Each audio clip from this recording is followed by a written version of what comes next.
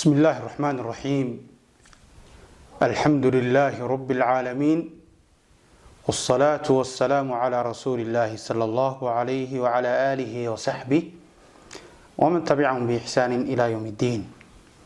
daawadayaal waa markale iyo barnaamijkeeni dhambaal oo aynu hadahan oo kale ku soo qaadan jirnay hadba qodobkan isleenahay baahi baa loo qaba. bal waxaanu maanta soo qaadananaa cudur iyo xanuun in badan diinteena islaamka xaniifka ay nooga digtay, dhibaatadiisana in badan la wada arkay, bal inaynu iska waanino waxaan iskaga sheegno. cudurkaasi muxuu yahay? waa cudurka loo yaqaano al-ikhtilaaf aw al-khilaaf, hadba sidii loo dhigo. waa laba kelmadood oo dhinacna macna isku mid ah tilmaamaya, dhinacna in yar muqaayara ama kala duwanaansho jiro. si kale hadaynu dhaqno waa furqada iyo ummaddu ay kala tagto, iskhilaafto. kala duwanaanshuhu waa shay dabiici ah oo basharka Ilaahay subhanahu wa ta'ala uu ku abuuray ama uu ku uumay. laakiin qodobkaynu ka hadlayna waxa uu yahay in furqada iyo dadku ay kala tagaan, isku dhabar jeediyaan, kala waji dadbaan, bal dhibaatooyinka ay leedahay. marka bal waxaan naftayda iyo nafiinaba la wadaagayaa afar dhibaato oo ay leedahay furqadaas iyo in dadku iskhilaafaan. qodobka koobaad, الفرقة بين الناس إن يددكوا قيب نقضان وسيك لجسدان وكلا وجه ددبان وإسخلافان، وكبيرة من الكبائر أو كبيرة من كبائر الذنوب، والذنب كمد الذنب يدواوين. وأنا وحيابه إلهي سبحانه وتعالى وينودي، وأنا حيابه إلهي سبحانه وتعالى وكل اللي يمرك وينودي إن أين نقندتك إن جين جهري.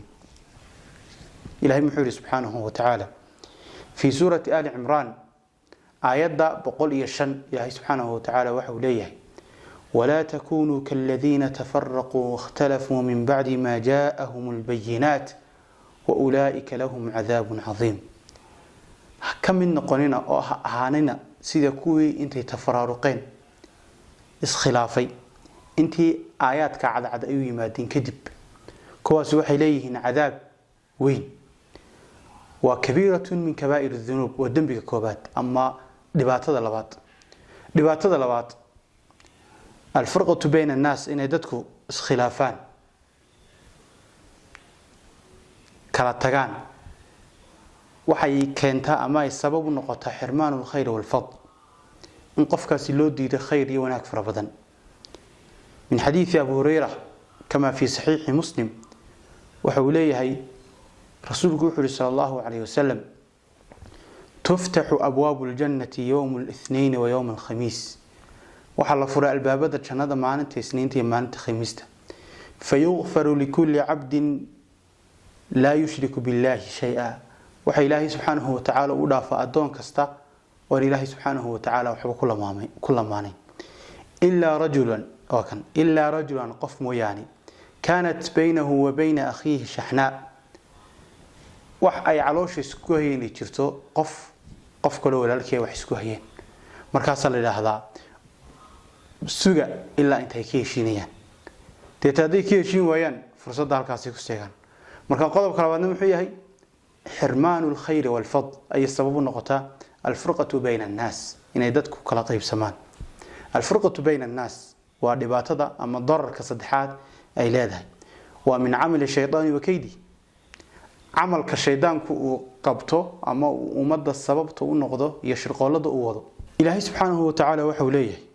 fi suurati al-Maa'ida aayada 1 markuu Ilaahay subhanahu wa ta'ala ka soo waramay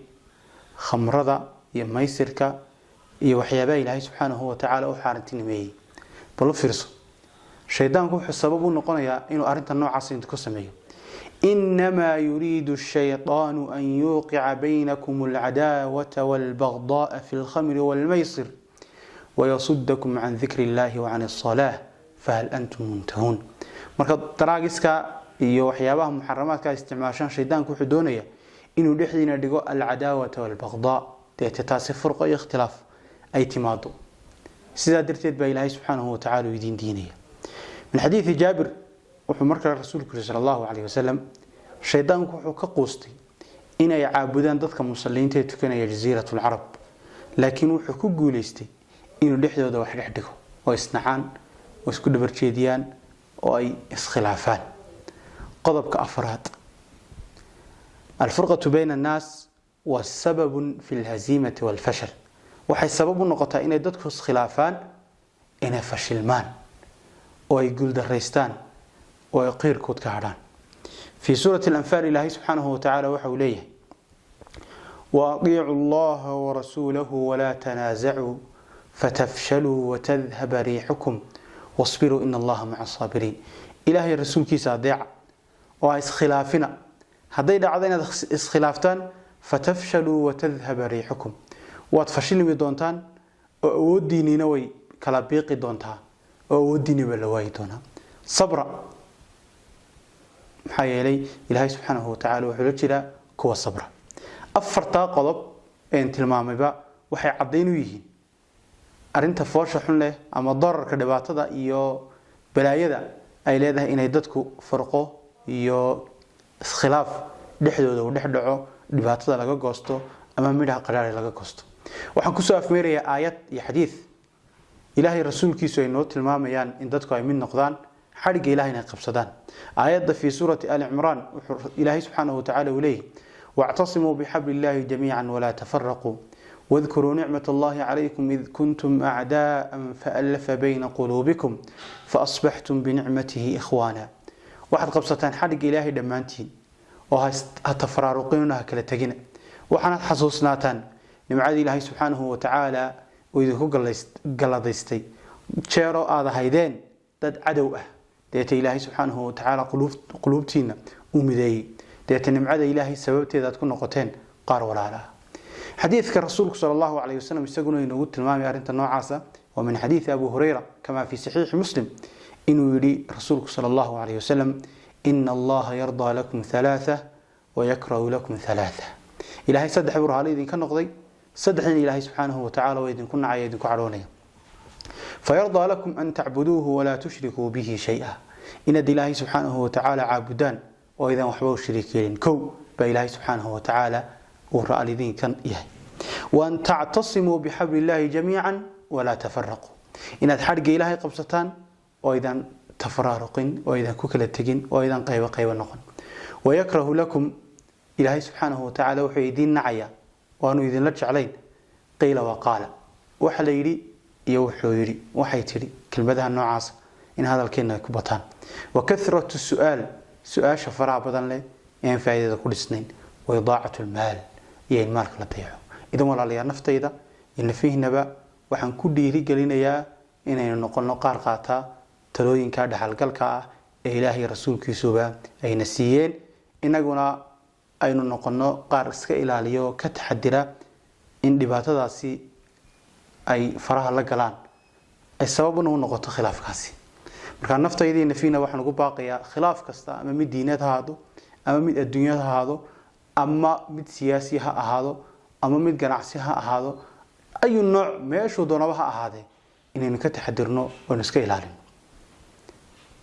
waxaan mar kale iyo mar saddexaad iyo mar afraadba naftayda fiina ugu boorinaya in aynaan qayb ka noqon oo aynaan sabab u noqon oo aynaan fudaydin in bulshadeen dhexdeeda uu ku faafo waxa loo yaqaan firqada ama inay dadku iskhilaafaan taasina waxay keenaysaa in dadku isnaxaan waana maanta aynu arkano daarimihiin siyaasiga ay saawayaan marka inaasan ku soo gabagabeynaa wallahu subhanahu wa ta'ala a'lam wa ahkam wa billahi tawfiq assalamu alaykum wa rahmatullahi wa barakatuh